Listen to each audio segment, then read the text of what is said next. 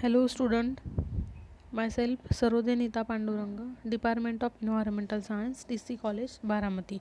In previous lecture we have to study soil pollution. What is meant by soil pollution? Analysis of soil quality, soil particulates or soil microorganism. All those studies we have to study in unit first, or that is soil pollution. Okay, then we study unit second, that is the soil pollution control.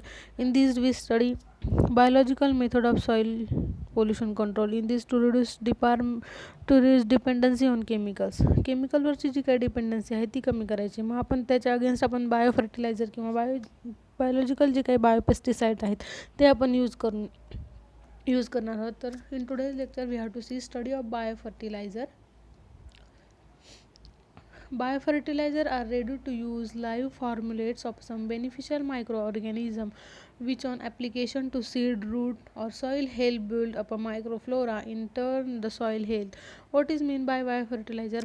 Biofertilizer are ready to use live formulates. म्हणजे biofertiliser हे live फॉर्म्युलेट्स आहेत किंवा live micro organism आहेत ते त्या बायोफर्टिलायझरमध्ये present असतात आणि त्याचे ॲप्लिकेशन काय आहे तर ते जे काही प्लांटची ग्रोथ आहे किंवा सॉईलची जी काही हेल्थ आहे ती इम्प्रूव्ह करण्यासाठी आपल्याला हेल्पफुल असतं. याला आपण बायोफर्टिलायझर म्हणतो. आणि ह्याच्यामध्ये जे काही बायोफर्टिलायझर आहे याच्यामध्ये बेनिफिशियल मायक्रो ऑर्गॅनिझमचा यूज केलेला असतो आणि त्या मायक्रो ऑर्गॅनिझमचे जे काही ॲप्लिकेशन आहेत त्याचा यूज आपण आपली जी काही सॉईल क्वालिटी आहे ती इम्प्रूव्ह करण्यासाठी किंवा जे काही प्लांट आहे आपले त्याची ग्रोथ वाढवण्यासाठी, त्याची ग्रोथ इम्प्रूव्ह करण्यासाठी आपण बायोफर्टिलायझर हे यूज करतो. आणि हे बायोफर्टिलायझर जे काय आहे ते आपण केमिकल फर्टिलायझरच्या अगेन्स्ट यूज करतो. In general they mobilise the nutrients by their biological activity. म्हणजे जनरली काय आहे तर ते जे न्यूट्रिएंट आहे ते मोबिलाइज करतात का त्यांच्या बायोलॉजिकल जी काही ॲक्टिव्हिटी आहे त्या ॲक्टिव्हिटीमुळे. And the importance of soil organic matter in relation to soil fertility in widely recognised. म्हणजे मेनली बायोफर्टिलायझरचं ॲडव्हान्टेज काय आहे तर त्याच्यामुळे जी काही सॉईलची फर्टिलिटी आहे ती इन्क्रीज होते. सॉईलची जी काही फर्टिलिटीचा रेट आहे तो इम्प्रूव्ह होतो. हे बायोफर्टिलायझरचं मेन ॲडव्हान्टेज आहे. In the formation of fertile soil organic substances play a direct role as they are the source of plant nutrients which are liberated in available from during mineralisation. म्हणजे हे जे काही biofertiliser आहे mainly biofertiliser म्हणजे काय तर biofertiliser are the ready to use live formulates. म्हणजे live ऑर्गॅनिझमचा use करून आपण सॉईलची जी काही हेल्थ आहे किंवा जी काही फर्टिलिटी आहे सॉईलची ती इन्क्रीज करतो किंवा जे प्लांटची ग्रोथ आहे ती प्रमोट करतो त्याला आपण बायोफर्टिलायझर म्हणतो. Then what are the advantages of biofertiliser. आता बायोफर्टिलायझर आहे तर त्याचे ॲडव्हान्टेजेस हे जास्त प्रमाणात असतात कारण आपण ते केमिकल फर्टिलायझरच्या अगेन्स्ट वापरतो. First, increase crop yield by 20 to 30%. आपण आताच मागच्या स्लाईडमध्ये बघितलं होतं की बायोफर्टिलायझरमुळे क्रॉप यील्ड आहे किंवा जी काही क्रॉपची ग्रोथ आहे ती इन्क्रीज होते. म्हणजे जी काही क्रॉप यील्ड आहे ते क्रॉप यील्ड इन्क्रीज होतं 20 to 30%. Replace chemical nitrogen and phosphorus by 20%. Chemical nitrogen आणि फॉस्फरस जे काही सॉईलमध्ये प्रेझेंट आहेत ते 25%नी ते रिप्लेस करतं किंवा रिड्यूस करतं. Stimulate plant growth. प्लांटची जी काही ग्रोथ आहे ती स्टिम्युलेट करण्याचं काम बायोफर्टिलायझर करतात. Activate the soil biologically. म्हणजे जे काही सॉईलचे जे काही बायोलॉजिकल फ्लोरा किंवा फौना तिथं प्रेझेंट असेल तो ॲक्टिवेट करण्याचं काम हे बायोफर्टिलायझर करतात. Restore natural soil fertility. म्हणजे जी काही नॅचरल सॉईल फर्टिलिटी आहे ती रिस्टोर करतं. म्हणजे केमिकल फर्टिलायझरमुळे जमिनीचा जो काही आपण म्हणतो कस काढून घेतला तसं बायोलॉजिकल फर्टिलायझरमुळे किंवा बायोफर्टिलायझरमुळे होत नाही. कॉस्ट इफेक्टिव्ह आहे हे. Renewable sources of nutrients. आणि ह्याच्यामध्ये न्यूट्रिएंट्सचे खूप सारे सोर्सेस प्रेझेंट असतात. Sustain soil health. सॉईलची हेल्थ इम्प्रूव्ह करतं. Decompose plant residues and stabilise CN ratio of soil. आणि कार्बन आणि नायट्रोजन जो काही रेशो आहे सॉईलचा तो स्टॅबिलाइज करण्याचं काम हे बायोफर्टिलायझर करतात. Improve texture, structure and water holding capacity of soil. म्हणजे हे जे काही आहे हे टेक्स्चर आणि स्ट्रक्चर इम्प्रूव्ह करतं आणि जी काही सॉईलची वॉटर होल्डिंग कॅपॅसिटी आहे ती इम्प्रूव्ह करतं. No adverse effect on plant growth and soil fertility. म्हणजे जे काही हे बायोफर्टिलायझर आपण यूज करतो त्याचा सॉईल हेल्थवर किंवा प्लांटच्या हेल्थवर ॲडवर्स इफेक्ट हा होत नाही. उलट त्याचे बेनिफिशियल इफेक्टच प्लांटवर आपल्याला बघायला मिळतात. अँड सॉईल फर्टिलिटी इन्क्रीज होते. Solubilise and mobilise nutrient. Eco friendly, non pollutants and cost effective method. आणि हे इको फ्रेंडली आहे म्हणजे आपल्या वर किंवा पर्यावरणावर पण याचा काही इफेक्ट होत नाही. हे आहेत ॲडव्हान्टेजेस आहे बायो फर्टिलायझरचे. मग आपण एक्झाम्पल बघणार आहोत बायो फर्टिलायझरचे. फर्स्ट आहे rhizobium. Rhizobium root nodule bacterium. Rhizobium हा एक बॅक्टेरिया आहे. रूट नोड्यूलला जो बॅक्टेरिया प्रेझेंट असतो त्याला आपण रायझोबियम म्हणतो. Has the ability to fix atmospheric nitrogen in symbiotic association with host legume. म्हणजे हे का याच्यामध्ये अशी कॅपॅसिटी आहे की जो काय ॲटमॉस्फेरिक नायट्रोजन आहे तो नायट्रोजन फिक्स करण्याची कॅपॅसिटी ह्या रायझोबियममध्ये असते. आणि मग त्या रायझोबियमचा यूज करून आपण बायो फर्टिलायझर हे प्रिपेअर केलेलं आहे. खालच्या डायग्रॅममध्ये रायझोबियम हा रूट नोड्यूलला प्रेझेंट असतो तो दाखवलेला आहे. नंतर ते बायो फर्टिलायझर दाखवलेलं आहे सेकंड डायग्रॅममध्ये. आणि तिसऱ्या डायग्रॅममध्ये रायझोबियमचं जे काही फर्टिलायझर आहे त्याचं पॅकेट किंवा त्याचा पाऊच आपल्याला दाखवलेला आहे. In general they are gram negative motile non sporulating rod shape bacteria. म्हणजे ह्याच्यामध्ये बॅक्टेरियाचे स्ट्रक्चर सांगले आहे. जो काय हा रायझोबियम आहे त्याच्या ह्याच्यामध्ये स्ट्रक्चर सांगितलेलं आहे. इन जनरल तो कसा असतो तर हा ग्राम निगेटिव्ह बॅक्टेरिया आहे, मोटाईल आहे, non sporulating rod shape bacteria आहे. It was estimated that total 175 million metric tons of nitrogen fixed per year globally. म्हणजे हा जो काही बॅक्टेरिया आहे 175 million metric ton nitrogen fix करतो per year globally through biological nitrogen fixation involving legume rhizobium symbiosis. म्हणजे जी काही symbiosis process आहे आपण ज्यावेळेस स्पेसिसचं इंटरॅक्शन स्टडी करणार आहोत त्यावेळेस आपण इंटरॅक्शन जे काय आहे किंवा स्पेसिस इंटरॅक्शन स्टडी करणार आहोत त्यावेळेस आपण ही जे काही सिम्बायोसिस किंवा आपण त्याला म्युच्युअलिझम म्हणतो हे आपण स्टडी करणार आहोत. म्हणजे मेनली रायझोबियम काय आहे तर आपण एवढं लक्षात ठेवायचं की रायझोबियम हा रूट नोड्यूलला प्रेझेंट असणारा बॅक्टेरियम आहे. आणि तो त्याचं मेन फंक्शन काय आहे तर जो काय ॲटमॉस्फेरिक नायट्रोजन आहे तो फिक्स करण्याचं काम हा रायझोबियम करतो. आणि rhizobium globally 175 million metric tons of nitrogen fix करतो पर इयरला. आणि त्यात म्हणजे आपल्याला जर कोणी विचारलं एक्झाम्पल काय आहे, which is the example of biofertilizer, the rhizobium is the example of biofertilizer. It is a bacterium biofertilizer, that is a rhizobium. Brand name आहे हे रायझा पिक केमिकल इंडस्ट्रीज फ्रॉम लिक्विड. हे लिक्विड याच्यामध्ये आहे. Rhizobium national fertilizer limited Vijapur Madhya Pradesh. From solid formulate, हे solid फॉर्म्युलेटमध्ये आहे. Rhizobia invade legumes root through root hair from effective pink color nodule in the root, lives symbiotically inside the nodules and fix nitrogen, converts atmospheric nitrogen to plant accessible forms. म्हणजे हे जे काही rhizobium आहे त्याचे हे brand name आहेत. म्हणजे brand name आहेत बायोफर्टिलायझरचे रायझोबियमच्या bacterial बायोफर्टिलायझरचे. Then azotobacter, this is the next example of biofertilizer.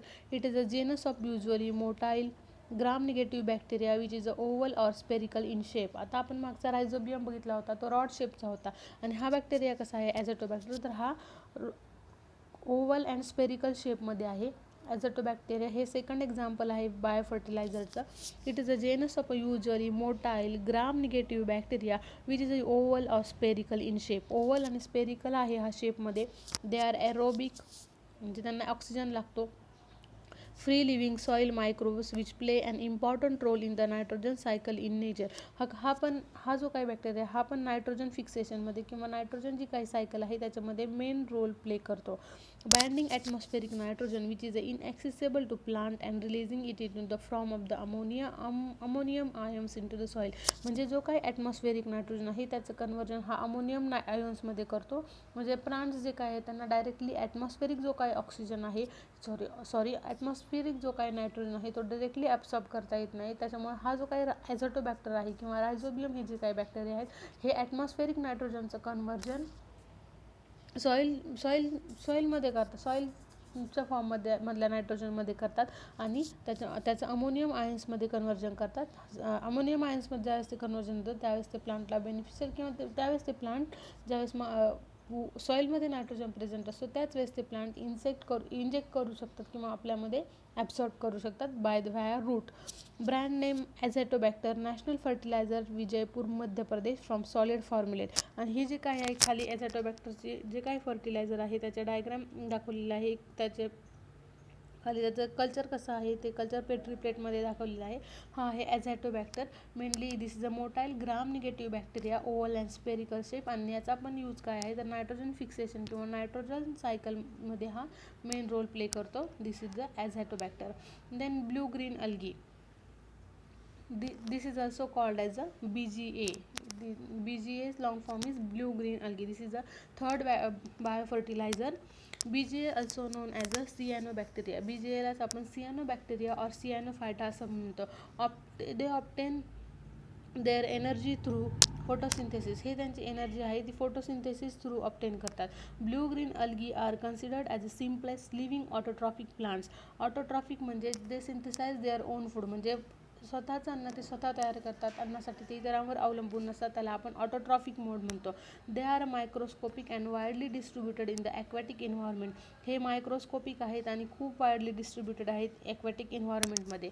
Blue green algae are the immense economic value as they add organic matter to the soil and increase soil fertility. म्हणजे blue green अल्गीला खूप economic value ही जास्त आहे कारण त्याच्यामध्ये organic matter present असतं. आणि हे ऑर्गॅनिक मॅटर कशासाठी उपयोगी असतं तर ही जी काही सॉईलची फर्टिलिटी आहे ते इन्क्रीज करण्यासाठी हे मॅटर यूजफुल असतं. Barren alkaline land in India have been reclaimed and made productive by inducting the proper growth of certain blue green algae. म्हणजे ज्या काही बॅरन अल्कलाइन लँड आहेत त्याच्यामध्ये ज्यावेळेस ह्या अल्गी किंवा ह्या अल्गीचं जे काही अल्गीचं प्रोडक्शन केलं गेलं त्यावेळेस त्यांची प्रॉपर ग्रोथ झालेली आहे. म्हणजे आपण बॅरन लँडवर याची ग्रोथ केलेली आहे. मेनली ब्ल्यू ग्रीन अल्गी काय आहे तर ब्ल्यू ग्रीन अल्गी म्हणजे ज्याला आपण सियानोबॅक्टेरिया किंवा सियानोफायटा म्हणतो.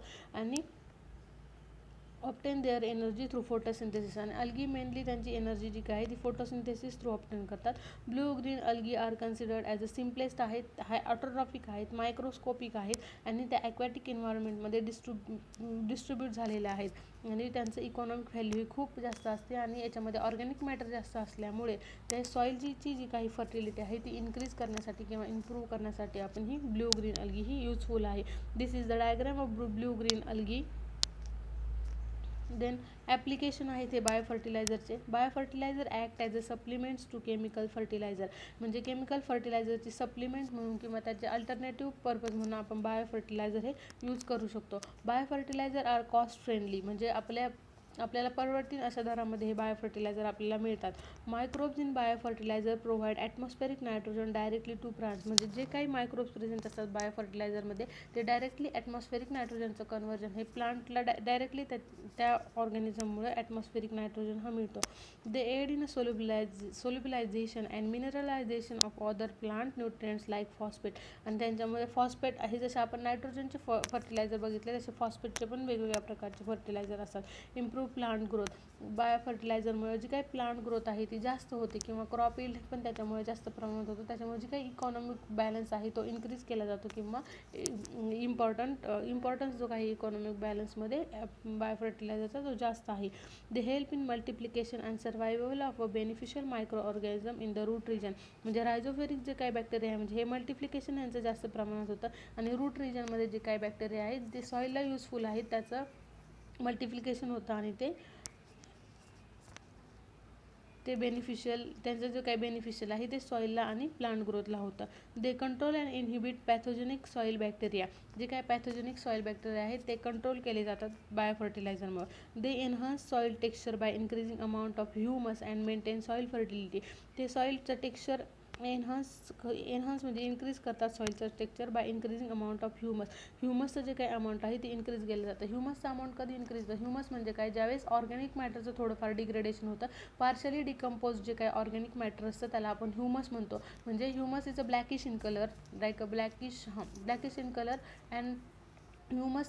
Definition of humus is the partially decomposed organic matter is called as the humus and these humus maintain soil fertility. And biofertilizers are eco-friendly in nature and pollution free. Mainly हे environment पर काही affect करत नाही म्हणून त्यांना आपण eco friendly म्हणतो आणि हे पोल्युशन फ्री आहेत त्यांच्यामुळे कसल्याही प्रकारचं पोल्युशन हे होत नाही. Then azolla.